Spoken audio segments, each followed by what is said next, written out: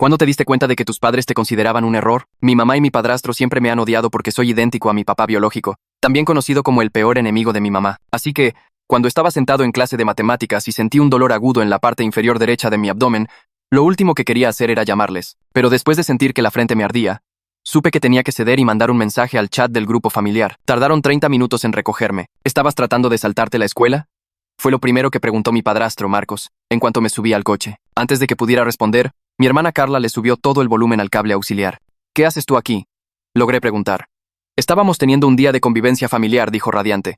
Que tú interrumpiste, resopló mi mamá. El dolor en mi estómago pasó de agudo a explosivo, como si mis entrañas estuvieran siendo incendiadas.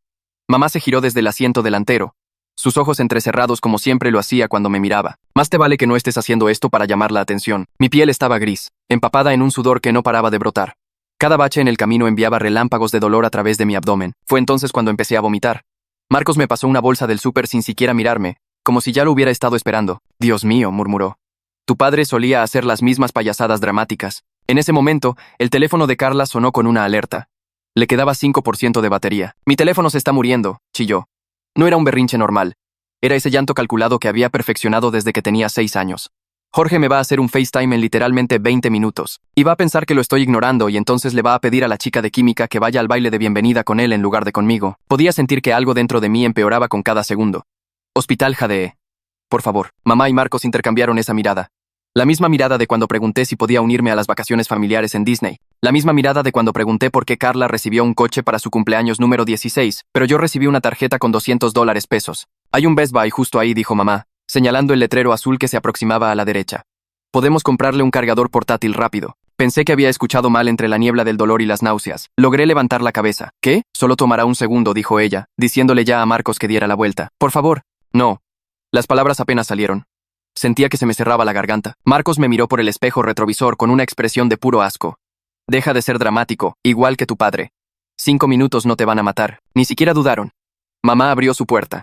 Carla salió dando saltitos, todavía lamentándose por lo de Jorge. Y Marcos cerró el coche con seguro, conmigo adentro, como si fuera un perro en lugar de su hijo. El pain había cambiado de agudo a otra cosa, como una presión que se acumulaba sin tener a dónde ir. Fue entonces cuando lo sentí, como si un globo de agua reventara dentro de mí. Pero en lugar de alivio, solo hubo una sensación de que algo estaba terriblemente mal. Un fuego se extendió por mi vientre hasta mi pecho. Supe lo que había pasado, incluso a los 16 años, incluso sin entrenamiento médico. Tu cuerpo te dice cuando algo se ha roto, cuando algo que se supone que debe estar contenido, ya no lo está. Intenté llamar a una ambulancia, pero mi mano no se quedaba quieta para teclear los números. A través del escaparate de la tienda, podía ver a mamá sosteniendo 2 cargadores diferentes, comparándolos. Carla estaba mirando fundas para teléfonos. Marcos revisaba su reloj. No porque estuviera preocupado por mí, sino porque el partido empezaba a las 4. Lo último que escuché antes de perder el conocimiento fue la puerta del coche abriéndose. Marcos, ¿estás respirando? Mamá, revísalo. Sí, pero tenemos que irnos ya. Carla, pero todavía no he cargado mi teléfono. Desperté 3 días después en terapia intensiva. A través de la neblina de los medicamentos, podía oír la voz de mi mamá en el pasillo. Ese tono de falsa preocupación que usaba en las juntas de padres y maestros. Corrimos para acá en el segundo que nos dimos cuenta de que algo andaba mal, le estaba diciendo a alguien. Solo nos detuvimos 2 minutos porque Carla tiene ansiedad severa y necesitaba su medicamento de la farmacia. La enfermera se lo estaba creyendo todo. Pobrecitos. Debe haber sido aterrador. Marcos intervino. Hemos estado aquí todos los días. No nos hemos separado de su lado. Fue entonces cuando supe que, si quería justicia, tendría que conseguirla yo mismo. Y sabía exactamente cómo hacerlo. Abrí el chat del grupo familiar y escribí: Gracias por salvarme la vida, mamá. Luego, le di enviar a otra cosa. El mensaje no era para mi familia. Era para mi papá biológico, cuyo número había encontrado en un teléfono viejo de mamá hacía 6 meses, y lo había guardado bajo un nombre de contacto falso.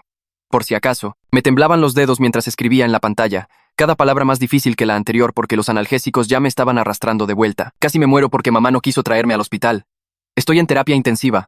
Por favor, ayuda. Le di a enviar y vi cómo el mensaje se ponía azul antes de que mis ojos se volvieran demasiado pesados para mantenerlos abiertos. El teléfono se resbaló de mi mano hacia la cobija y todo se volvió oscuro otra vez. Cuando desperté, la habitación estaba en penumbra. Solo una luz sobre el lavabo brillaba en amarillo. Un tipo con uniforme azul oscuro estaba junto a mi cama, haciendo algo con las máquinas. Tenía ojos amables y una placa con el nombre de Tito. Se dio cuenta de que lo estaba mirando y sonrió un poco. Oye, ya despertaste. ¿Cómo te sientes? La mayoría de la gente pregunta eso como un saludo, sin esperar una respuesta real. Pero Tito se quedó ahí parado, esperando, mirándome de verdad, como si mi respuesta importara. Me duele todo, dije, mi voz saliendo áspera y débil. y tengo miedo de volver a casa. Su expresión cambió en ese mismo instante. No exactamente sorprendido, más bien como si algo hubiera hecho clic. Acercó la silla junto a mi cama y se sentó. Para que estuviéramos al mismo nivel. ¿Puedo hacerte algunas preguntas sobre eso? Asentí. Sentía un nudo en la garganta, pero necesitaba que alguien lo supiera. El hospital se toma muy en serio la seguridad del paciente, dijo Tito en voz baja. ¿Estaría bien si solicito una consulta de trabajo social para ti? Alguien que pueda ayudar a asegurarse de que estés a salvo y tengas lo que necesitas. El alivio me golpeó tan fuerte que casi empiezo a llorar de nuevo. ¿A alguien realmente le importaba lo suficiente como para hacer algo? Sí, logré decir. Por favor. Tito me apretó la mano por un segundo. Luego se levantó e hizo algunas notas en su tableta. Estoy ingresando esa solicitud ahora mismo. Alguien vendrá a hablar contigo mañana por la mañana. Revisó mi suero y ajustó algo que hizo que el dolor en mi estómago se aliviara un poquito. Intenta descansar. Estaré aquí toda la noche si necesitas algo. Me volví a dormir sintiéndome más seguro de lo que me había sentido en años. A la mañana siguiente, una mujer con cabello oscuro recogido en un chongo entró en mi habitación, cargando una tableta y con una sonrisa amable. Su gafete decía Valeria Torres, Servicios Sociales. Acercó la silla a mi cama y se sentó. Buenos días, soy Valeria. El personal de enfermería me pidió que viniera a ver cómo estabas. Su voz era cálida pero profesional, del tipo que te hacía sentir que podías contarle cualquier cosa. ¿Puedes contarme qué pasó antes de que llegaras al hospital? Le conté todo. Sobre el mensaje al chat familiar desde la clase de matemáticas cuando empezó el dolor. Sobre esperar 30 minutos a que me recogieran. Sobre Marcos preguntando si estaba tratando de saltarme la escuela. Sobre el teléfono de Carla muriéndose y mamá decidiendo parar en Best Buy a por un cargador mientras yo estaba vomitando en el asiento trasero. Sobre cómo me encerraron en el coche mientras compraban. Sobre sentir cómo se reventaba mi apéndice y no poder pedir ayuda. El rostro de Valeria se mantuvo tranquilo y amable todo el tiempo, pero sus dedos se movían rápido sobre la tableta, tomando notas de todo lo que decía. Cuando terminé me miró con esos ojos amables. El equipo médico documentó tu estado cuando llegaste. Tenías sepsis crítica por un apéndice reventado, lo que significa que hubo un retraso significativo en conseguirte tratamiento. Hizo una pausa y luego hizo la pregunta que más importaba. ¿Te sientes seguro volviendo a casa? Quería decir no con tantas ganas que dolía peor que mi incisión, pero también sabía lo que le pasaba a los chicos que decían que no estaban seguros en casa. El DIF, tal vez. O terapia familiar forzada donde mamá me culparía de todo. No lo sé, dije finalmente, lo cual era al menos honesto. Valeria asintió, como si esa respuesta le dijera todo lo que necesitaba. Esta información será parte de mi evaluación. Trabajaré con tu equipo médico y encontraremos el mejor plan para ti. Se levantó, pero dejó su tarjeta de presentación en la mesa junto a mi cama. Si necesitas algo o recuerdas algo más que quieras contarme, puedes llamar a ese número en cualquier momento. Después de que se fue, tomé mi teléfono para ver la hora. Fue entonces cuando vi la notificación. Un mensaje de texto del contacto que había guardado como David, papá, el nombre falso que le había puesto a mi papá biológico. Ya voy para allá. Estoy a 2 estados de distancia, pero llegaré mañana por la mañana. ¿Estás bien? Por favor, dime que estás bien. Empecé a llorar antes de poder detenerme. Alguien que apenas me conocía, a quien mamá había mantenido alejado de mí toda mi vida, estaba soltando todo y manejando toda la noche para llegar a mí. Mientras tanto, mi propia madre probablemente estaba en casa viendo sus programas de cocina y quejándose de cómo le había arruinado la semana. Las lágrimas seguían saliendo y no podía hacer que pararan. Una enfermera diferente entró a revisarme y me preguntó si tenía dolor. Solo negué con la cabeza. Porque, ¿cómo podría explicar que eran lágrimas de alivio? Del tipo que llega cuando te das cuenta de que no estás tan solo como pensabas. Esa tarde, oí la voz de mamá en el pasillo antes de verla. Ese tono falso y dulce que usaba con los maestros y los doctores. El que hacía que todos pensaran que era la madre del año. La voz más grave de Marcos retumbó algo que no pude entender. Luego entraron, con Carla detrás de ellos. Sus ojos pegados al teléfono, como siempre. Mamá tenía puesta su cara de madre preocupada, las cejas juntas y la boca hacia abajo.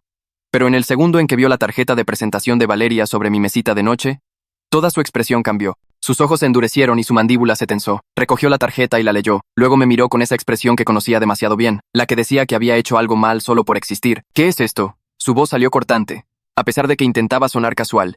Marcos estaba detrás de ella con los brazos cruzados, ya viéndose molesto. Mantuve mi rostro neutral y mi voz tranquila.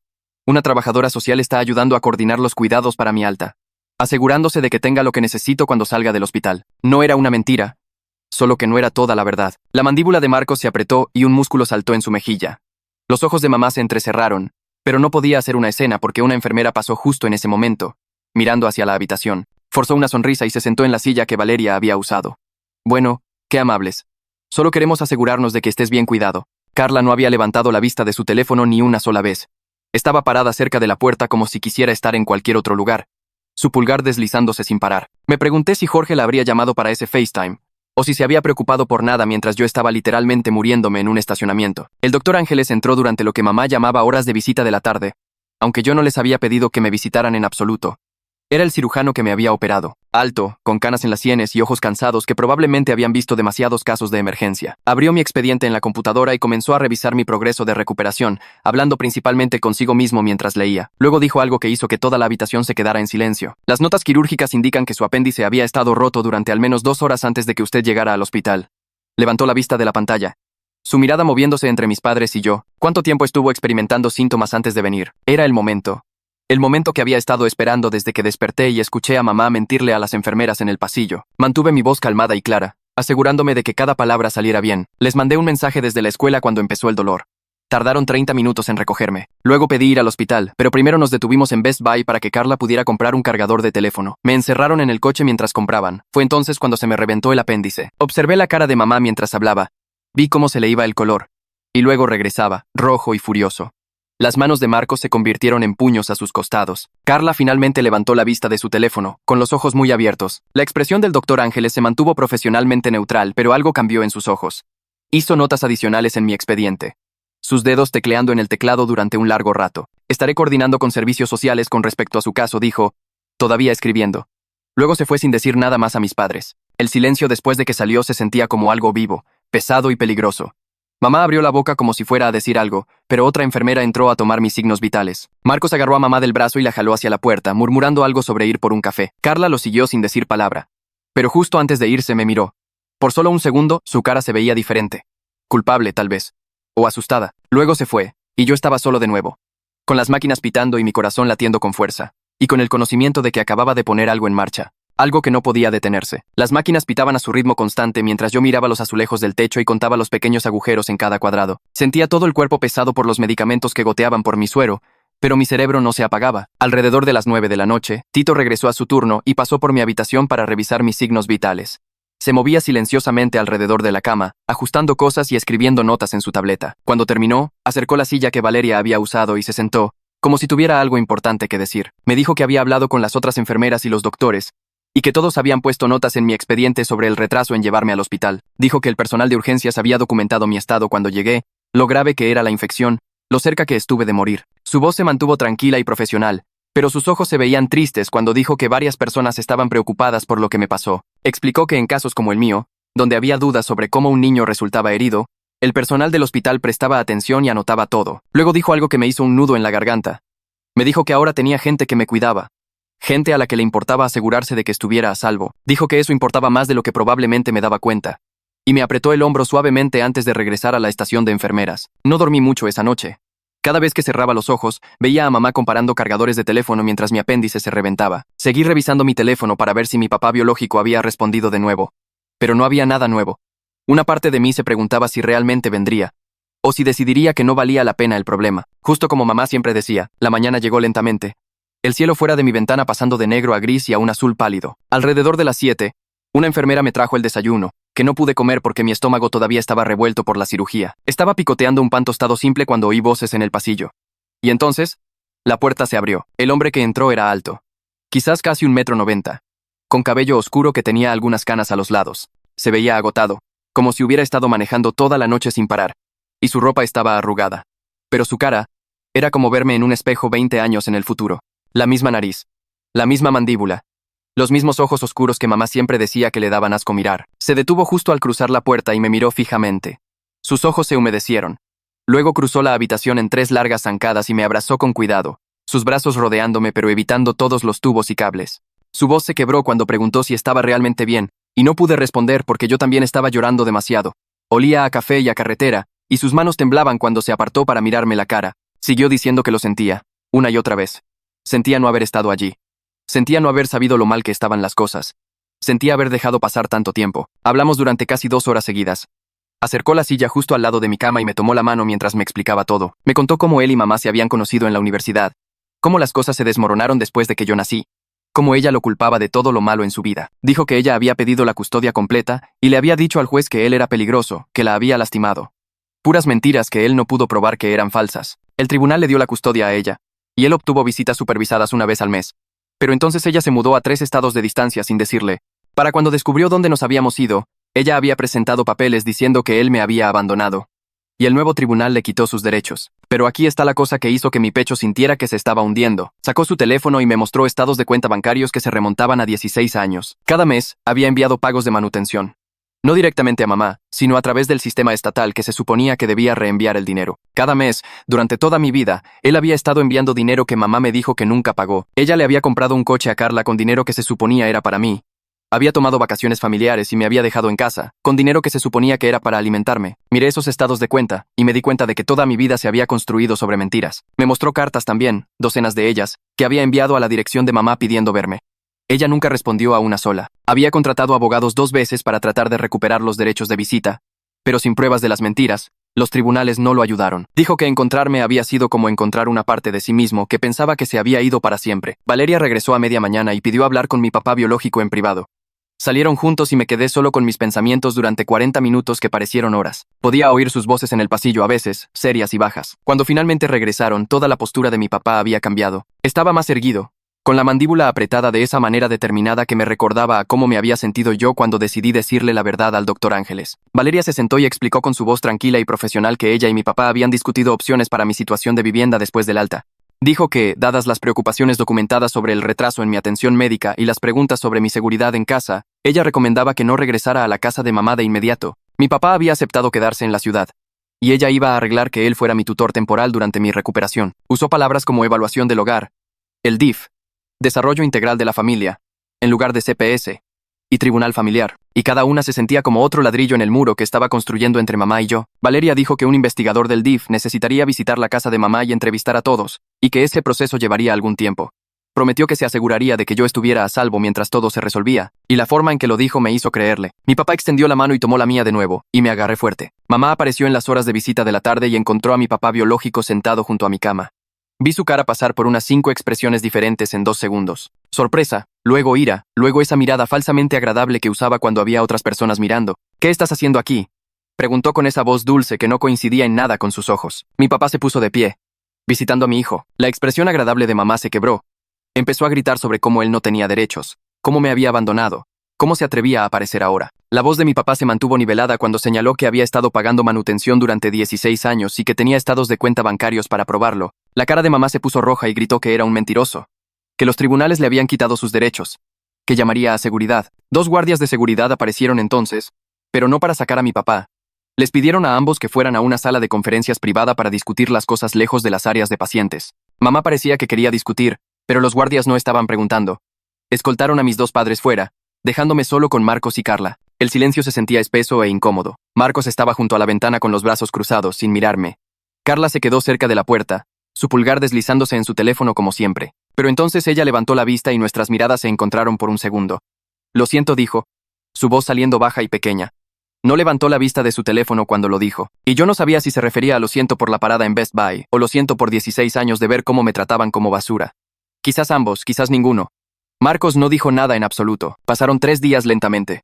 Mi papá se quedaba en un hotel cercano, y me visitaba todos los días durante las horas permitidas. Los doctores observaban mi recuperación de cerca, revisando mi incisión y mis análisis de sangre, asegurándose de que la infección estuviera desapareciendo. El doctor Ángeles pasó el 4.º día después de que desperté y dijo que estaba sanando lo suficientemente bien como para irme a casa. Me dio una lista completa de instrucciones sobre el cuidado de la herida, mantener la incisión limpia y seca, vigilar cualquier signo de infección, escribió recetas para analgésicos y antibióticos, y explicó las restricciones de actividad. Nada de levantar objetos pesados, nada de correr o saltar, nada de clase de deportes durante al menos 4 semanas. También habló sobre la dieta, comenzar con comidas pequeñas y blandas e ir añadiendo alimentos poco a poco. Entonces apareció Valeria con los papeles del alta y un plan. Lo había arreglado todo con mi papá y el departamento de trabajo social del hospital. En lugar de volver a casa de mamá, me quedaría con mi papá en su hotel por ahora. Dijo que se trataba de asegurarse de que recibiera la atención postoperatoria adecuada y supervisión durante la recuperación, pero todos sabíamos que se trataba de mantenerme alejado de mamá. Usó palabras oficiales como apoyo adecuado y necesidades de supervisión médica, escribiéndolo todo en sus informes. Mamá recibiría copias de todo el papeleo, explicó Valeria, y tendría derecho a objetar a través de los canales legales adecuados. Pero por ahora, esto era lo que estaba sucediendo. Mamá objetó, ruidosa e inmediatamente. Apareció mientras me estaba vistiendo para irme y comenzó a amenazar con acciones legales. Dijo que mi papá no tenía derechos de custodia, que demandaría al hospital, que llamaría a la policía. Mi papá se mantuvo completamente tranquilo mientras ella gritaba. Su voz salió firme y razonable cuando señaló que había estado pagando manutención durante 16 años sin ninguna visita, que tenía preocupaciones legítimas sobre mi seguridad basadas en lo que sucedió. y que el informe de la trabajadora social del hospital respaldaba su posición. Dijo que la documentación médica que mostraba el retraso en el tratamiento era bastante clara, y que tal vez ella debería hablar con su abogado antes de hacer amenazas. La cara de mamá se puso morada y parecía que realmente podría golpearlo. Una enfermera se interpuso entre ellos y sugirió que mamá se fuera antes de que seguridad tuviera que intervenir de nuevo. Marcos la jaló hacia la puerta mientras ella seguía gritando que esto no había terminado, que pelearía esto, que yo estaba siendo manipulado. Me senté en el borde de la cama del hospital, con la ropa que mi papá me había traído, y vi a mi madre alejarse, todavía gritando. Carla iba detrás de ellos mirando al suelo. La habitación del hotel que mi papá había alquilado no era lujosa, pero estaba limpia y era tranquila. 2 camas matrimoniales con edredones azules. Una mesita junto a la ventana. Una tele montada en la pared. Él ya había estado allí esa mañana y había surtido el frigobar con ginger ale, galletas saladas y pan de caja. Todas las cosas que Valeria había dicho que serían fáciles para mi estómago. Me ayudó a instalarme en la cama más cercana al baño, acomodando almohadas detrás de mí y asegurándose de que estuviera cómodo. Luego, puso todos mis medicamentos en la mesita de noche con el sistema de alarma de su teléfono, programando recordatorios para cada dosis. Preguntó qué quería ver en la tele y me pasó el control remoto diciéndome que eligiera lo que fuera. Terminamos viendo un concurso de cocina que a ninguno de los dos nos importaba. Pero no importaba. Lo que importaba era que me revisaba cada 20 minutos, preguntando si necesitaba algo, si tenía dolor, si tenía hambre. Lo que importaba era que se levantara a traerme más ginger ale sin que tuviera que pedírselo. Lo que importaba era la forma en que ajustaba mis almohadas cuando me veía moverme, tratando de ponerme cómodo. Por primera vez en 16 años, alguien me estaba cuidando como si realmente importara. Me quedé dormido esa tarde sintiéndome más seguro de lo que jamás me había sentido en casa. Kevin apareció esa noche con una mochila llena de tareas y chismes de la escuela. Mi papá lo dejó entrar y se dieron la mano. Kevin se veía un poco nervioso conociendo a mi verdadero padre por primera vez. Yo estaba sentado en la cama con mi laptop, tratando de ponerme al día con algunas lecturas de español. Kevin aventó su mochila en la otra cama y empezó a sacar carpetas y papeles, explicando lo que me había perdido en cada clase. Luego se detuvo a media frase y nos miró a mí y a mi papá, que me estaba ayudando a ajustar las almohadas otra vez. Los ojos de Kevin se abrieron como platos y se inclinó hacia mí. Su voz bajó a un susurro. ¿Ese es tu verdadero papá? Su tono estaba lleno de sorpresa y algo más. Tal vez alivio. Cuando asentí, la cara de Kevin se iluminó con una sonrisa enorme. Ya era hora de que algo bueno te pasara, güey. Mi papá se rió y ofreció pedir pizza para cenar, preguntándole a Kevin qué ingredientes le gustaban. Pasamos las siguientes 2 horas comiendo, comida blanda con cuidado mientras ellos comían pizza, con Kevin poniéndome al día con todo el drama de la escuela y tratando la situación como si fuera completamente normal. Como si tener a mi papá biológico de repente en mi vida no fuera esta cosa masiva y extraña. Su aceptación casual hizo que todo se sintiera más real y menos aterrador. Valeria me había sugerido que llevara un diario documentando todo durante mi recuperación. Dijo que ayudaría si había alguna pregunta más tarde sobre el nivel de atención que estaba recibiendo. Así que, durante los siguientes días, escribí todo. Cómo mi papá revisaba mi incisión 2 veces al día, buscando enrojecimiento, hinchazón o cualquier signo de infección. Cómo se aseguraba de que tomara mis medicamentos exactamente a tiempo, sin dejarme saltar una dosis incluso cuando decía que me sentía bien. Cómo me preparaba comidas pequeñas y blandas, aunque fueran aburridas, porque eso es lo que el médico ordenó. Cómo me preguntaba constantemente cómo me sentía, si necesitaba algo, si el dolor estaba empeorando. Escribí sobre él lavando mi ropa en la lavandería del hotel y comprándome ropa nueva porque solo tenía lo que mamá había empacado. Documenté cómo organizó un horario de tutorías para que no me atrasara en la escuela y cómo investigó a los mejores doctores para el seguimiento. Cada entrada en ese diario mostraba lo mismo. Mi papá me trataba como si yo fuera importante, como si mi salud, mi seguridad y mi futuro realmente importaran. El contraste con toda mi vida anterior era tan agudo que dolía casi tanto como la cirugía. Al releer esas entradas, pude ver exactamente lo que Valeria quería que viera. La diferencia entre la negligencia y la paternidad real. Escrita con mis propias palabras. Algo que nadie podía discutir. Una semana después, un sobre grueso llegó al hotel, dirigido a mi papá. Lo abrió en el pequeño escritorio mientras yo hacía la tarea en mi cama, y vi cómo se tensaba su mandíbula mientras leía. El abogado de mamá había enviado una carta de demanda formal, insistiendo en que regresara a casa de inmediato, alegando que mi papá no tenía ningún derecho legal para retenerme. Mi papá hizo 3 llamadas esa tarde. Su abogado solicitó copias de todos mis expedientes médicos del hospital, le pidió a Valeria que escribiera un informe oficial sobre sus preocupaciones, y presentó algo llamado petición de modificación de custodia de emergencia ante el tribunal familiar. 2 días después, llegó otra carta. Esta tenía un sello del tribunal. El juez había ordenado una audiencia temporal en exactamente 2 semanas, para determinar dónde debería vivir mientras se resolvía el caso de custodia completo. Mi papá me mostró la carta y me preguntó si estaba de acuerdo con esto, si realmente quería seguir adelante con una acción legal contra mi propia madre. Miré el diario en mi mesita de noche, los frascos de medicamentos que había organizado, el frigobar que mantenía surtido con alimentos seguros para mi estómago en recuperación. Luego lo miré a él y le dije, sí, 3 semanas después de mi cirugía, mi papá me llevó de regreso a mi antigua escuela por primera vez. Mi incisión todavía me jalaba si me movía mal, y me cansaba mucho más rápido que antes. Para la tercera clase, estaba luchando por mantener los ojos abiertos en la clase de historia. El profesor se dio cuenta de que me estaba quedando dormido y envió una nota a la oficina de orientación. Nunca había conocido a Jazmín Flores. Tenía una oficina cerca de la entrada principal con plantas en cada superficie y un sofá que se veía realmente cómodo, en lugar de las habituales sillas de plástico duro. Me pidió que me sentara y me ofreció agua. Luego esperó hasta que estuve acomodado antes de preguntar cómo estaba. Realmente. Traté de darle la respuesta estándar sobre estar bien y ponerme al día con la escuela. Ella solo me miró con una expresión paciente y dijo que había recibido un informe de mi profesor sobre que me estaba quedando dormido y que sabía que había estado hospitalizado recientemente. Me preguntó si quería hablar sobre lo que estaba pasando. Algo en la forma en que lo preguntó, sin presionar ni juzgar, hizo que todo saliera a flote. Le conté sobre la ruptura del apéndice y la parada en Best Buy mientras me moría en el asiento trasero. Le conté sobre despertar en terapia intensiva y escuchar a mamá mentirle a las enfermeras sobre lo que pasó. Le conté sobre la llegada de mi papá y cómo nunca me había sentido más seguro en mi vida que quedándome con él en ese hotel. Le conté sobre la batalla de custodia que comenzaba y lo asustado que estaba de que el juez me obligara a volver a casa de mamá. Jazmín escuchó todo sin interrumpir ni una vez. Cuando finalmente dejé de hablar, se quedó callada por un minuto. Luego explicó que ella era lo que se llama una informante obligatoria, lo que significaba que si escuchaba que un niño estaba siendo lastimado o descuidado, tenía que informarlo a las autoridades, al DIF. Me preguntó si le daría permiso para escribir todo lo que le acababa de decir e incluirlo en el caso judicial. Dije que sí de inmediato. Jazmín llamó a Valeria ese mismo día. Lo sé porque Valeria le envió un mensaje de texto a mi papá esa noche, diciendo que era muy útil tener al personal de la escuela respaldando sus preocupaciones. Tener a una orientadora de mi propia escuela confirmando que había sido descuidado hacía que el caso fuera mucho más fuerte. Jazmín también organizó un montón de adecuaciones para mí. Obtuve tiempo extra en todas mis tareas hasta que estuviera completamente recuperado. Obtuve permiso para salir de cualquier clase si tenía dolor e ir a la enfermería. Me dieron un pase que me permitía llegar tarde a la primera clase si necesitaba descansar más por las mañanas. Imprimió todo y me dio copias. Luego envió la misma información a todos mis maestros. Por primera vez en la vida, la escuela se sintió como un lugar al que realmente le importaba si estaba bien. Una tarde, una semana después, estaba en el hotel haciendo la tarea cuando alguien tocó la puerta. Mi papá había salido a comprar víveres. Miré por la mirilla y vi a Carla parada en el pasillo. Se veía terrible. Su cabello estaba en una cola de caballo desordenada y no llevaba maquillaje, lo cual nunca sucedía. Abrí la puerta y ella se quedó allí parada un segundo antes de preguntar si podía pasar. Nos sentamos en camas opuestas y ella se quedó mirando sus manos.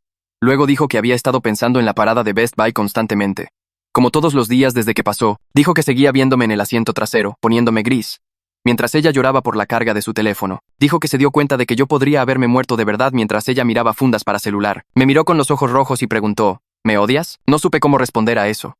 Una parte de mí quería decir sí, hacerla sentir tan mal como yo me había sentido toda mi vida. Pero otra parte de mí sabía que tenía 17 años y había sido criada por los mismos padres que le enseñaron que sus problemas importaban más que mi vida. Le dije a Carla que estaba enojado con todos ellos. Con ella por ser tan egoísta. Con mamá por odiarme. Con Marcos por tratarme como basura.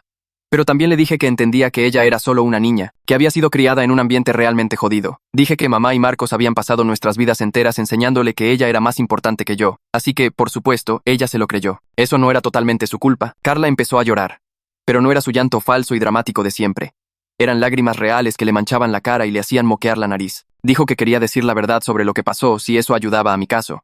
Dijo que testificaría en el tribunal sobre la parada en Best Buy. Y sobre cómo mamá y Marcos siempre me habían tratado diferente. Yo solo asentí, porque no confiaba en mí mismo para decir nada más. Unos días después, mi papá me llevó a una cita de seguimiento con el doctor Ángeles. El hospital era el mismo edificio donde casi me muero, y caminar por esas puertas hizo que se me revolviera el estómago. Pero el doctor Ángeles fue muy amable al revisar mi incisión. Dijo que estaba sanando bien, sin signos de infección. Luego me hizo subir a una báscula y su expresión cambió. Preguntó cuánto pesaba antes de la cirugía. Cuando le dije, escribió algo en mi expediente y dijo que estaba bajo de peso para mi altura y edad. Hizo otras revisiones, mirando mi piel y mis uñas, y haciendo preguntas sobre cómo había estado durmiendo. Luego dijo que mostraba signos de estrés crónico y desnutrición. Añadió todo esto a mi expediente médico y mencionó que se incluiría en los informes que iban al tribunal. Mi papá preguntó si había algo específico que debiéramos hacer. El doctor Ángeles nos dio un plan de comidas y algunos suplementos vitamínicos. Programó otro seguimiento en 6 semanas. La investigadora del DIF apareció en casa de mamá un martes por la tarde. Lo sé porque Carla me mandó un mensaje justo después de que pasó. La investigadora era una mujer que entrevistó a cada miembro de la familia por separado, en habitaciones diferentes. Habló con mamá primero, luego con Marcos, luego con Carla. Carla dijo que la investigadora hizo preguntas muy específicas sobre el día que fui al hospital. Preguntó exactamente cuánto tiempo nos detuvimos en Best Buy. Preguntó si se habían dado cuenta de que estaba gravemente enfermo. Preguntó cómo me trataban usualmente mamá y Marcos en comparación con Carla. Carla le contó todo, describió la parada en Best Buy en detalle, incluyendo la parte en la que yo estaba vomitando en el coche, y ellos aún así se fueron de compras. Habló de cómo yo recibí una tarjeta con $200 para mi cumpleaños, mientras ella recibió un coche. Explicó cómo mamá y Marcos siempre actuaban como si yo fuera una carga y ella la favorita. La investigadora tomó notas de todo. Su informe llegó una semana después. Decía que yo había experimentado negligencia médica que pudo haber resultado en la muerte. Decía que había un patrón claro de abuso emocional y trato diferencial. Recomendaba que no regresara a la casa de mamá. Mamá me llamó directamente por primera vez desde que salí del hospital. Mi teléfono sonó mientras veía la tele con mi papá, y su nombre apareció en la pantalla.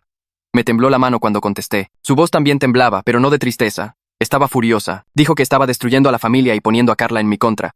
Dijo que era un egoísta y un manipulador, igual que mi padre. Me llamó malagradecido. Después de todo lo que había hecho por mí. Dijo que me iba a arrepentir de esto cuando el juez viera a través de mis mentiras y me mandara a casa. No le respondí nada, solo colgué y bloqueé su número. Mi papá preguntó si estaba bien. No lo estaba, pero asentí de todos modos. A la mañana siguiente, Marcos me envió un mensaje de texto. Era largo. Decía que lamentaba no haberme defendido. Afirmaba que no se dio cuenta de lo mal que se habían puesto las cosas. Dijo que debió haberme llevado al hospital de inmediato en lugar de parar en Best Buy. Dijo que esperaba que algún día pudiera perdonarlo. Mi papá estaba leyendo sobre mi hombro mientras yo miraba el mensaje. Hizo un sonido de burla y dijo: los adultos no reciben crédito por ignorar el abuso infantil. Tenía 16 años para darse cuenta de cómo te trataban. Y eligió no importarle, hasta que hubo consecuencias legales. No respondí al mensaje, solo lo borré y guardé mi teléfono. La audiencia de custodia tuvo lugar 5 semanas después, en un juzgado que olía a madera vieja y a limpiador de pisos. Mi papá y yo nos sentamos en una mesa del lado izquierdo, mientras que mamá, Marcos y su abogado se sentaron a la derecha. Carla estaba afuera en el pasillo, esperando para testificar. La jueza era una mujer con el cabello canoso recogido y apretado, y lentes para leer en una cadena. Me miró cuando el abogado de mi papá dijo mi nombre, y caminé hacia el estrado de los testigos con las piernas temblorosas. Mi incisión todavía me jalaba si me movía demasiado rápido. El abogado me pidió que describiera lo que pasó el día que fui al hospital. Y le conté todo. El dolor agudo en clase de matemáticas. El chat familiar. La espera de 30 minutos. Vomitar en el coche. Pedir ir al hospital. Mamá y Marcos decidiendo parar en Best Buy. Estar encerrado en el coche mientras compraban un cargador. Sentir mi apéndice reventar mientras los veía a través de la ventana de la tienda. Perder el conocimiento. Despertar 3 días después en terapia intensiva. El abogado preguntó cómo me trataba mi familia usualmente, en comparación con Carla. Y expliqué el trato diferencial. Las vacaciones de Disney a las que no fui invitado. El coche que Carla recibió por sus 16 años mientras yo recibí una tarjeta con $200. Cómo mamá siempre me miraba con esa expresión, como si le diera asco. Cómo Marcos me llamaba dramático cada vez que estaba enfermo o herido. La jueza tomó notas y me preguntó directamente si me sentía seguro con mi papá biológico. Dije sí sin dudarlo. Me preguntó si quería volver a casa de mamá. Dije no. El abogado de mamá intentó hacerme parecer como si estuviera exagerando, pero los expedientes médicos estaban ahí mismo, mostrando exactamente lo enfermo que había estado. Cuando bajé del estrado me temblaban tanto las piernas que mi papá tuvo que sostenerme. Carla fue la siguiente, y ya estaba llorando antes de que el abogado hiciera la primera pregunta. Describió la parada en Best Buy en detalle. Cómo yo había estado vomitando. Cómo mi piel se veía gris. Cómo les había rogado que fuéramos directo al hospital. Cómo mamá dijo que solo tomaría un segundo comprar un cargador. ¿Cuánto tiempo pasaron realmente en la tienda? El abogado preguntó si nuestros padres nos trataban diferente. Y Carla asintió. Habló de recibir un coche mientras yo no recibía nada. De vacaciones familiares en las que yo no estaba incluido. De cómo mamá y Marcos siempre actuaban como si yo fuera una carga mientras ella era la favorita. Dijo que me trataban peor porque me parecía exactamente a mi papá biológico. Y mamá lo odiaba. Estuvo sollozando durante la mayor parte de su testimonio. Podía ver a mamá fulminándola con la mirada desde el otro lado de la sala. Una mirada que me habría hecho sentir culpable si yo fuera Carla. Pero Carla siguió hablando de todos modos. Dijo que lamentaba no haber hablado antes, y que ella misma debió haber llamado a una ambulancia ese día. Cuando terminó, el abogado de mamá intentó hacerla parecer solo una adolescente dramática. Pero la jueza parecía escéptica. El doctor Ángeles testificó después del almuerzo. Trajo mi expediente médico y explicó mi condición cuando llegué a urgencias. Sepsis crítica por apéndice reventado. Deshidratación severa. Fiebre peligrosamente alta. Presión arterial cayendo. Dijo que otros 30 minutos de retraso podrían haber sido fatales. El abogado preguntó cuánto tiempo había estado roto mi apéndice antes de llegar al hospital. Y él dijo al menos 2 horas, basándose en el nivel de infección. Describió la cirugía de emergencia y los 3 días que pasé en coma. Luego habló de las implicaciones del retraso en el tratamiento. Dijo que detenerse a por un cargador de teléfono cuando un niño muestra signos claros de una emergencia médica demostraba una indiferencia imprudente por mi bienestar. El abogado de mamá intentó argumentar que no sabían lo grave que era. Pero el doctor Ángeles lo desestimó. Dijo que yo estaba vomitando, sudando, gris y con un dolor severo evidente. Cualquier adulto razonable habría ido directo al hospital. La jueza preguntó si había alguna justificación médica para el retraso. Y el doctor Ángeles dijo, absolutamente ninguna. Valeria testificó después. Trajo una carpeta gruesa de documentación. Explicó que el personal del hospital había expresado preocupaciones sobre el comportamiento de mi familia durante mi estancia en terapia intensiva. Cómo mamá y Marcos mintieron sobre estar allí constantemente. cuando en realidad solo me visitaron 2 veces. Cómo mintieron sobre la parada en la farmacia. Cómo yo había expresado miedo de volver a casa. Describió el contraste entre el hogar de mamá y el cuidado de mi papá durante mi recuperación. Mi papá había seguido todas las instrucciones médicas perfectamente. Revisaba mi incisión 2 veces al día, se aseguraba de que tomara los medicamentos a tiempo. Mantuvo registros detallados de mis síntomas y progreso. Me llevó a cada cita de seguimiento. Dijo que yo había ganado peso y mis marcadores de estrés habían mejorado significativamente desde que dejé la casa de mamá. El abogado preguntó por su evaluación profesional. Y Valeria dijo claramente que yo había experimentado negligencia médica que puso en peligro mi vida y abuso emocional continuo a través del trato diferencial. Recomendó que no regresara al hogar de mamá. El abogado de mamá se levantó e intentó argumentar que esto fue solo un error. Un incidente aislado de mal juicio bajo estrés. No un patrón de abuso. Pero el abogado de mi papá sacó la evidencia acumulada. Los expedientes médicos que mostraban que estaba bajo de peso y desnutrido. Los informes de la orientadora escolar sobre mi condición deteriorada. La documentación de trabajo social sobre el trato diferencial. Incluso el testimonio de Carla sobre años de favoritismo. La jueza revisó todo en silencio durante lo que pareció una eternidad. Luego habló. Dijo que la evidencia pintaba un cuadro claro de negligencia continua. Y que el incidente de Best Buy fue solo el ejemplo más dramático. Le otorgó a mi papá la custodia temporal por 6 meses. Con visitas supervisadas de mamá, ordenó terapia familiar para mamá, Marcos y Carla. Terapia individual para mí. Y otra audiencia en 6 meses para revisar la situación. Mamá se levantó tan rápido que su silla raspó ruidosamente contra el suelo. Salió sin mirarme. Y Marcos la siguió justo detrás. Carla se quedó sentada por un minuto, pareciendo perdida, antes de levantarse lentamente. Mi papá me apretó el hombro y me di cuenta de que estaba llorando. Pero no de tristeza. Lágrimas de alivio. Ese fin de semana, mi papá y yo subimos mis cosas a su coche y manejamos 2 estados de distancia hasta su casa. Nos tomó 6 horas. Paramos 2 veces para comer algo e ir al baño. Cuando nos estacionamos en la entrada, vi una pequeña casa de un piso con revestimiento blanco y un gran jardín. Mi papá me guió al interior y por el pasillo hasta el tercer dormitorio. Abrió la puerta y yo me quedé allí parado, mirando. Había una cama nueva con un edredón azul. Un escritorio con una lámpara y un vaso lleno de plumas. Un librero ya ensamblado contra una pared. Cortinas en la ventana. Un tapete en el suelo. Todo era nuevo y limpio, y estaba preparado específicamente para mí. Nadie me había hecho un espacio así antes. Empecé a llorar de nuevo y mi papá me abrazó. Esta es tu habitación, dijo. Puedes decorarla como quieras. Haz la tuya. Ni siquiera podía hablar. Solo asentí contra su hombro. Empezar en una nueva escuela 6 semanas después de iniciado, el semestre fue raro. Todos ya tenían sus grupos de amigos y sus bromas internas, y yo solo era el chico nuevo al azar que apareció en octubre, pero no me importaba. Estaba tan aliviado de estar lejos de mi antigua vida que la incomodidad no me molestaba. Kevin y yo nos mandábamos mensajes todos los días. Me enviaba fotos de lo que pasaba en nuestra antigua escuela. Prometió visitarme en las vacaciones de primavera. Mis maestros fueron todos muy comprensivos con mi situación. El director les había dicho que me estaba recuperando de una cirugía mayor y lidiando con una situación familiar, así que me dieron prórrogas en las tareas y me dejaban salir de clase si lo necesitaba. Nadie hizo demasiadas preguntas. Empecé la terapia la segunda semana en mi nueva escuela. Mi papá encontró a una terapeuta que trabajaba específicamente con casos de trauma familiar. Su consultorio estaba en un edificio en el centro y tenía sillas cómodas y pañuelos desechables en cada mesa. Me pidió que le contara mi historia, y lo hice, todo, los años de ser tratado como si no importara, la ruptura del apéndice, la parada en Best Buy, todo. Escuchó sin interrumpir y luego dijo algo que me pegó fuerte. Dijo que los problemas de mi madre con mi papá nunca fueron mi culpa, que yo no merecía ser castigado por parecerme a él, que la negligencia que experimenté era abuso, aunque no fuera físico. Nos veíamos cada semana y me daba herramientas para procesar la ira y el dolor. Era un trabajo duro. Algunas sesiones salía sintiéndome peor que cuando llegué, pero lentamente empecé a sentirme menos enojado y más en paz, como si realmente pudiera seguir adelante en lugar de quedarme atascado en todos los años malos. Mi papá también nos inscribió en terapia familiar. Dijo que quería construir una relación real después de perderse toda mi infancia. Íbamos juntos cada 2 semanas con un terapeuta diferente, especializado en relaciones entre padres e hijos. Hablamos sobre por qué él y mamá se separaron.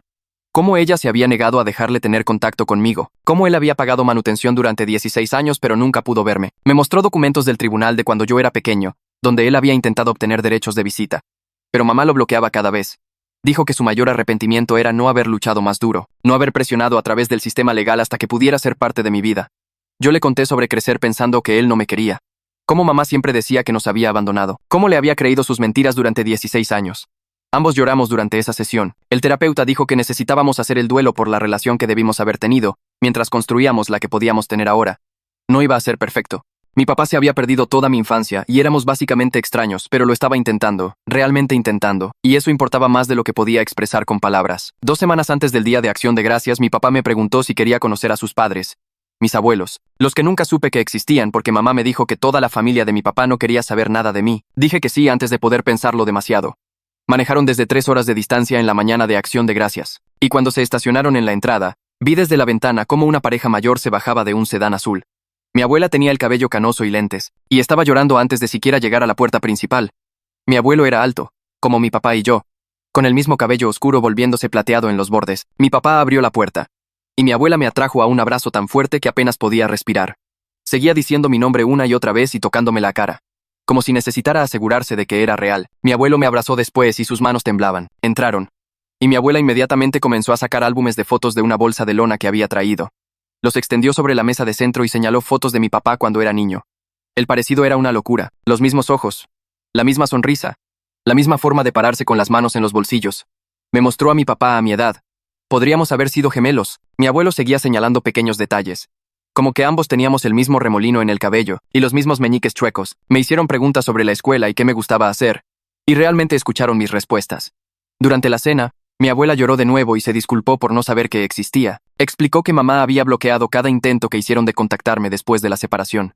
Habían enviado tarjetas de cumpleaños y regalos de Navidad durante años, pero todo era devuelto. Intentaron obtener derechos de visita legales, pero el abogado de mamá seguía bloqueándolo. La cara de mi abuelo se puso roja cuando habló de lo que pasó con mi apéndice. Quería saber por qué nadie había llamado a la policía o presentado cargos. Mi papá explicó que el proceso legal era complicado y que ponerme a salvo era la prioridad. Mi abuela dijo que deseaba haber sabido antes, para poder haber ayudado. Me hizo prometerle que la llamaría cada vez que necesitara algo. Antes de irse esa noche, mi abuelo me deslizó $2 en la mano y me dijo que me comprara algo que quisiera. Mi abuela me abrazó de nuevo y dijo que volverían para Navidad. Carla me llamó a principios de diciembre. Su nombre apareció en mi teléfono y casi no contesto. Pero algo me hizo levantar la bocina. Preguntó si podíamos hablar. Su voz sonaba diferente, menos malcriada, más cansada. Dijo que había empezado terapia después de todo lo que pasó, y que estaba procesando muchas cosas sobre mamá y Marcos. Hablamos durante más de una hora. Mencionó cosas de nuestra infancia que yo había tratado de olvidar. Cómo mamá le preparaba sus comidas favoritas, pero a mí me decía que se había acabado la despensa. Cómo ella recibía ropa nueva para la escuela, pero yo usaba la misma ropa del año pasado. Cómo la llevaban al cine, pero a mí me dejaban solo en casa. Dijo que solía pensar que era normal, porque así fue siempre. Pero su terapeuta la ayudó a ver que no estaba bien, que le habían enseñado a verme como menos importante, y ella lo había aceptado sin cuestionarlo. Lloró en el teléfono y se disculpó por la parada en Best Buy, por no alzar la voz en el coche cuando yo estaba literalmente muriéndome, por preocuparse más por su teléfono que por mi vida. No supe qué decir al principio. Le dije que no estaba listo para perdonar a mamá y a Marcos. Quizás nunca lo estaría, pero que no la odiaba a ella. Ella fue criada en la misma casa jodida que yo, solo que desde el otro lado, ella recibió el favoritismo y yo la negligencia, y ambos salimos dañados por eso. Dijo que entendía, y que no esperaba que la perdonara de inmediato. Luego me dijo que planeaba ir a la universidad, lo más lejos de casa posible. Había aplicado a escuelas en otros estados y esperaba conseguir becas. Ya no podía quedarse en esa casa, ahora que lo veía claramente. La revisión de custodia de los 6 meses se programó para finales de marzo. Mi terapeuta presentó un informe sobre mi progreso. Mi papá me dejó leerlo. Escribió que yo mostraba una mejora significativa en la salud mental desde que dejé la casa de mamá, que estaba más abierto en las sesiones, menos a la defensiva, durmiendo mejor, comiendo regularmente. Señaló que había ganado 5 kilos desde que me mudé con mi papá y que mis niveles de estrés habían bajado. El doctor Ángeles envió expedientes médicos actualizados, mostrando que mi herida quirúrgica había sanado perfectamente y que mis marcadores de salud en general habían mejorado mucho. Mi presión arterial era normal ahora. Los dolores de cabeza crónicos que solía tener habían desaparecido. El abogado de mi papá armó un expediente enorme de pruebas. Vivienda estable con mi propia habitación. Asistencia escolar perfecta desde la transferencia. Boletas de calificaciones que mostraban que mis notas pasaron de 6 segundos y 7 segundos a 9 segundos y 10 segundos. Cartas de mi terapeuta, de mi orientadora escolar, incluso de mis abuelos, fotos de mi habitación y de la casa, estados de cuenta bancarios que mostraban los ingresos estables de mi papá, y los pagos de manutención que había hecho durante 16 años. Una línea de tiempo de cada cita médica y sesión de terapia desde que me mudé. La abogada de mamá tenía mucho menos con qué trabajar. Mamá había completado algunas sesiones de terapia, pero el informe de su terapeuta era bastante básico. Decía que estaba trabajando en procesar la situación de custodia, pero no mostraba mucha introspección sobre su comportamiento. No había mención de que reconociera la negligencia o asumiera la responsabilidad por la parada en Best Buy. La audiencia tuvo lugar un martes por la mañana frío a finales de marzo. Mi papá nos llevó al juzgado y mis abuelos nos encontraron en el estacionamiento. Dentro de la sala me senté en una mesa con mi papá y su abogado. Mamá se sentó al otro lado del pasillo con su abogada. Marcos estaba allí también, pero Carla no. La jueza era una mujer de unos 50 años con cabello canoso corto y lentes para leer. Revisó todos los documentos presentados primero, tomándose su tiempo con cada informe. Luego pidió escuchar testimonios. El abogado de mi papá me llamó primero, caminé al estrado y juré decir la verdad. Esta vez me sentí diferente a la audiencia temporal. Más confiado, más seguro. El abogado me pidió que describiera mi situación de vida con mi padre biológico. Expliqué que tenía mi propia habitación, que decoré como quise, que mi papá se aseguraba de que comiera 3 veces al día, tuviera ropa limpia y llegara a la escuela a tiempo.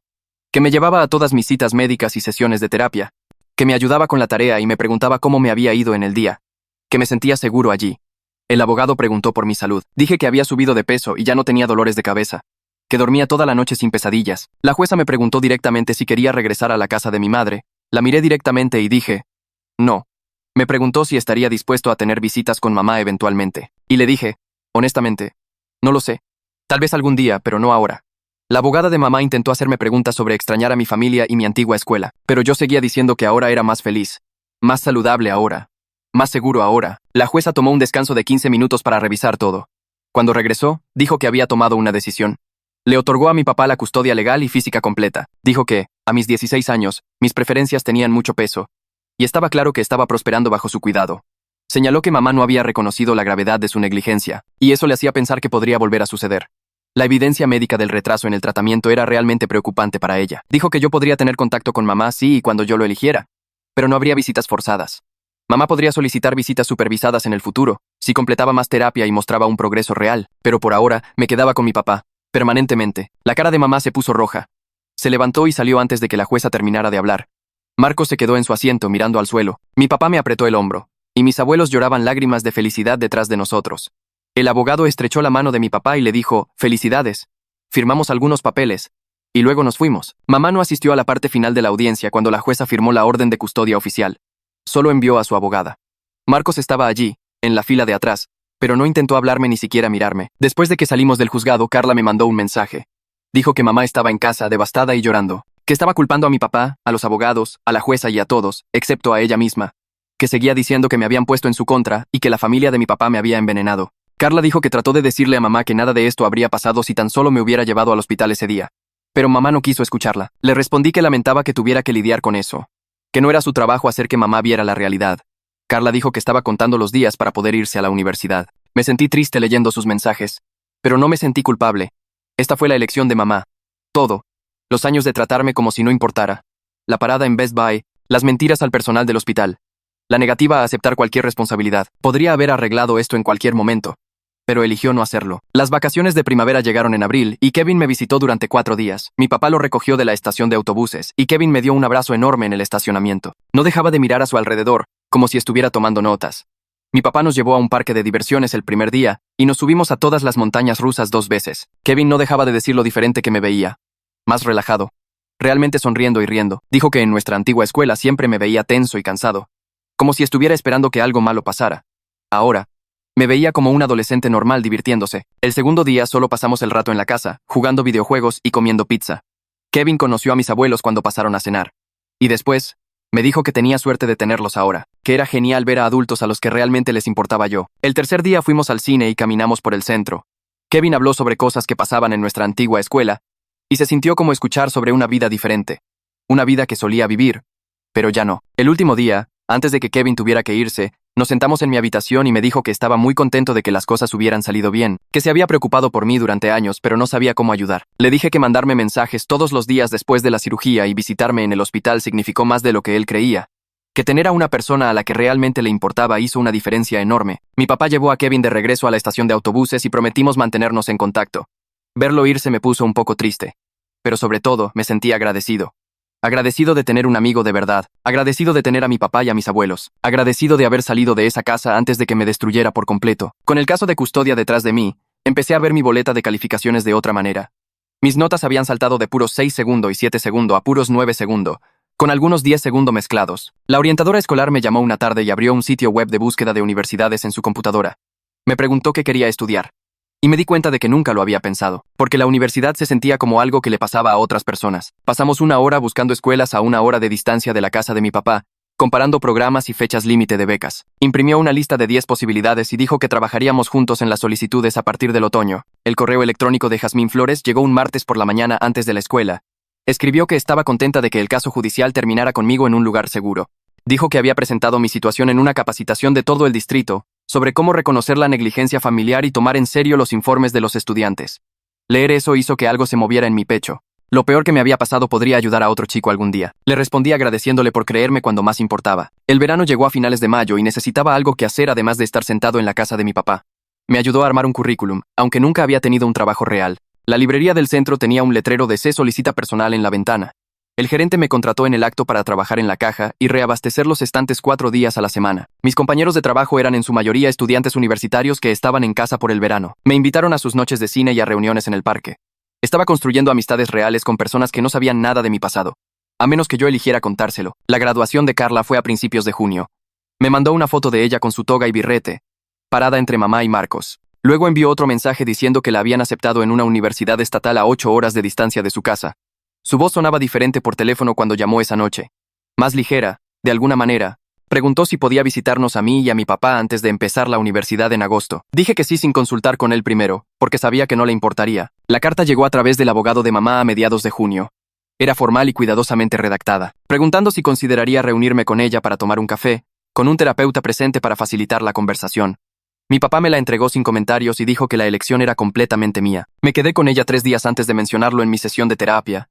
Mi terapeuta me preguntó qué esperaba ganar al ver a mamá, y no pude encontrar una respuesta. Respondí, a través del abogado de mi papá, que no estaba listo, y que tal vez nunca lo estaría. Carla apareció un sábado a finales de julio con 2 maletas y una sonrisa nerviosa. Mi papá le dio la mano en la puerta y la invitó a pasar, como si fuera cualquier visita normal. Se sentaron en la sala mientras yo preparaba sándwiches en la cocina. Podía oírlos hablar sobre el caso de custodia. La voz de Carla se quebró cuando se disculpó por todos los años que aceptó cómo me trataba mamá. Mi papá le dijo que ella también era solo una niña, y que no debería cargar con la culpa por las elecciones de sus padres. Cuando llevé la comida, los ojos de Carla estaban rojos, pero se veía más tranquila de lo que la había visto en meses. El viaje de campamento ocurrió la segunda semana de agosto. Mi papá cargó su camioneta con tiendas de campaña y bolsas de dormir, y manejamos 3 horas al norte para encontrarnos con mis abuelos en un parque estatal. Armamos el campamento cerca de un lago y pasamos 2 días nadando y haciendo senderismo. Esa segunda noche, alrededor de la fogata, mi abuelo empezó a contar historias sobre la infancia de mi papá. Dijo que yo había sacado mi terquedad de ambos lados de la familia. Luego me miró seriamente y dijo que esa terquedad me salvó la vida, porque me negué a dejar que la negligencia de mamá fuera barrida bajo la alfombra como si nada. Mi abuela me apretó la mano y dijo que deseaba haberme conocido antes, pero que estaba agradecida por cada día que teníamos de ahora en adelante. Mi último año de preparatoria comenzó el martes después del día del trabajo. Entré a la escuela con verdadera confianza por primera vez en mi vida. Mi horario estaba lleno de clases que yo mismo había elegido, en lugar de lo que se acomodara alrededor de las actividades de Carla. Entré al cuadro de honor el primer trimestre y mis maestros comenzaron a escribir cartas de recomendación para la universidad.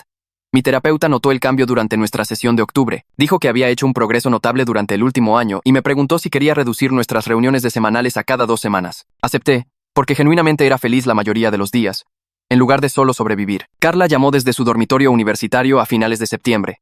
Dijo que la universidad era más difícil que la prepa, pero mejor, porque nadie allí la conocía como la hija perfecta de mamá. Había empezado a ver a un terapeuta del campus 2 veces por semana. Luego preguntó si podíamos ser hermanos de verdad ahora, sin la disfunción de nuestros padres metida entre nosotros. Le dije que podíamos intentarlo, que lo decía en serio. Dijo que eso era suficiente, por ahora. Las cartas de aceptación de la universidad comenzaron a llegar en marzo. Entré en 3 escuelas cerca de mi papá con buenos paquetes de ayuda financiera. Una me ofreció suficiente dinero de beca como para que solo necesitara sacar préstamos pequeños. Llevé las cartas a casa y las extendí sobre la mesa de la cocina. Mi papá leyó cada una cuidadosamente, y luego sus ojos se humedecieron.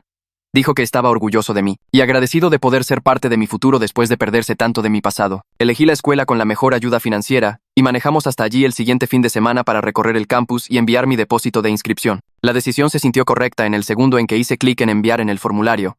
Mi papá imprimió la carta de aceptación y la colgó en el refrigerador, junto a mi última boleta de calificaciones. Mis abuelos llamaron esa noche y dijeron que querían ayudar con los costos de la universidad. Transfirieron dinero a una cuenta que mi papá abrió para libros y útiles. Pasamos el siguiente fin de semana yendo a mueblerías, buscando mini refrigeradores y lámparas de escritorio. Mi papá hizo una lista en su teléfono de todo lo que necesitaría y marcaba los artículos mientras los subíamos a su camioneta. Elegí ropa de cama en azul oscuro y gris, porque se sentía más adulto que las sábanas de dibujos animados que tenía en casa de mamá. El viaje de compras tomó 6 horas y paramos a comer hamburguesas en el camino a casa. Mi papá preguntó si estaba nervioso por empezar la universidad. Le dije que, en cambio, estaba emocionado. Él sonrió y dijo que así era exactamente como debía sentirse. El día de la graduación llegó un sábado de finales de mayo. Me desperté temprano y me puse la toga y el birrete que habían estado colgados en mi closet durante 2 semanas. Mi papá me llevó a la escuela y nos encontramos con mis abuelos en el estacionamiento. Carla apareció 20 minutos después, viéndose cansada por el viaje. Kevin nos encontró entre la multitud y me dio un choque de puños antes de irse a sentar con su familia. La ceremonia comenzó a las 10, y me senté con mi clase en sillas plegables en el campo de fútbol.